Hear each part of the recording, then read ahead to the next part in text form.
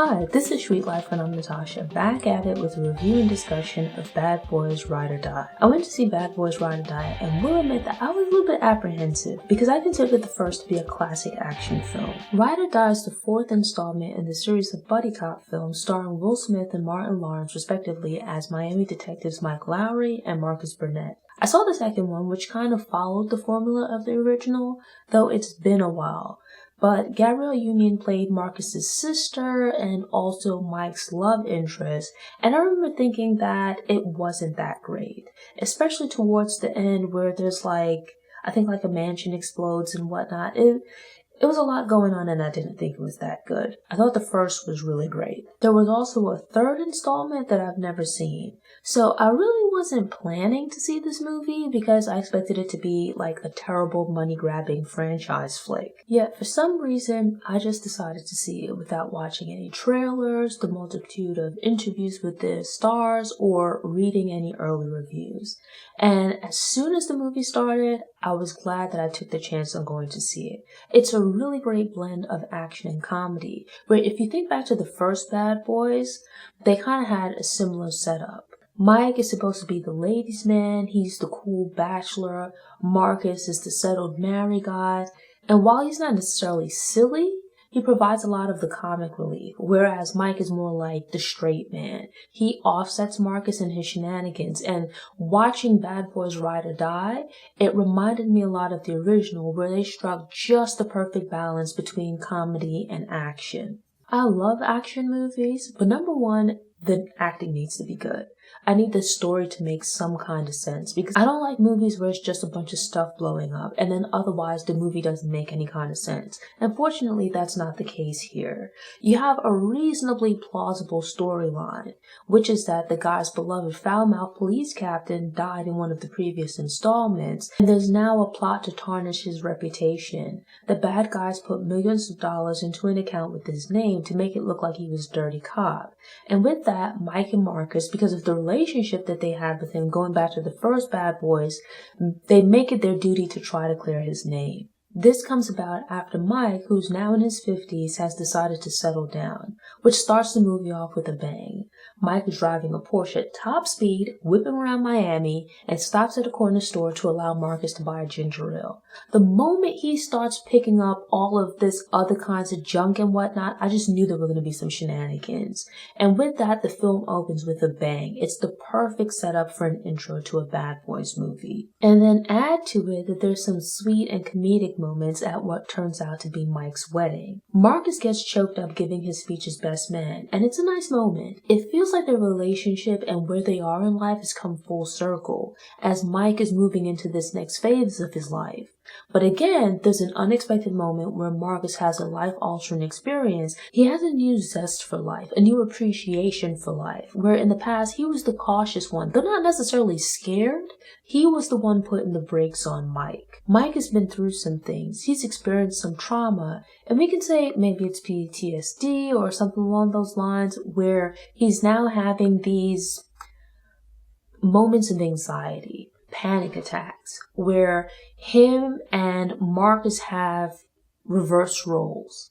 Marcus is still very happily married. Mike is now getting married. And with this, he has this superstition that the people around him, that everyone that he loves, that they end up dying. That might play a role in why he hasn't gotten married as yet. But basically, he feels like he might be cursed. And as a result of that, he kind of feels like he's waiting for the other shoe to drop. Entering into this new relationship and having these other changes going on in his life, he's apprehensive. He's trying to be very careful as he doesn't want to mess up what he has going on. He doesn't want to put his new wife in any kind of danger. And so in certain situations where in the past he would have rushed in, you see that he's now taking his time. Meanwhile, Marcus, with this new zest for life, he's the one rushing into situations because for whatever reason, he believes that he can't die, that it's not his time. And so that adds like another layer to the movie.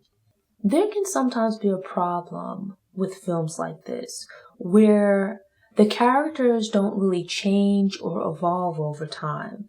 and it begins to feel like each installment is just repetitious. They hit on a formula that's successful in the first movie, and they just keep that formula throughout the rest of the series. But that's not really the case here. In a sense, they stay true to the characters, they stay true to the vibe and feel of the Bad Boys franchise, but at the same time, they add enough in there to kind of switch things up and make it feel fresh and new and different.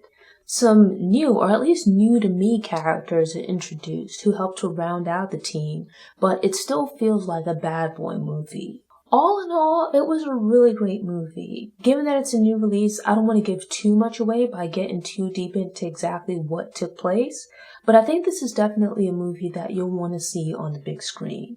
I don't have any doubts that it's going to end up being probably the first big blockbuster of the summer.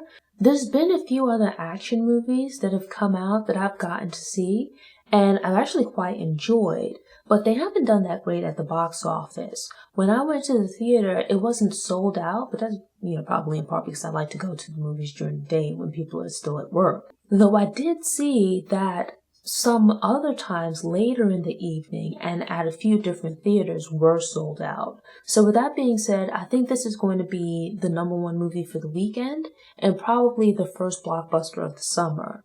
Or at least not, cartoony type stuff or whatever.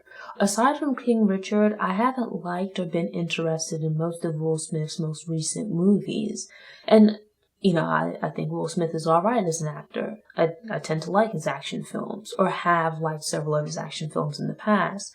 But this might be a step in the right direction for him and his reascent to the king of the summer box office, especially with rumors of I Am Legend 2 being in the pipeline. Who knows what else he might have in the mix. This is a really great start, or should I say, great continuation to the summer, because I've enjoyed the other action movies that I've seen, even if they haven't done that well box office-wise.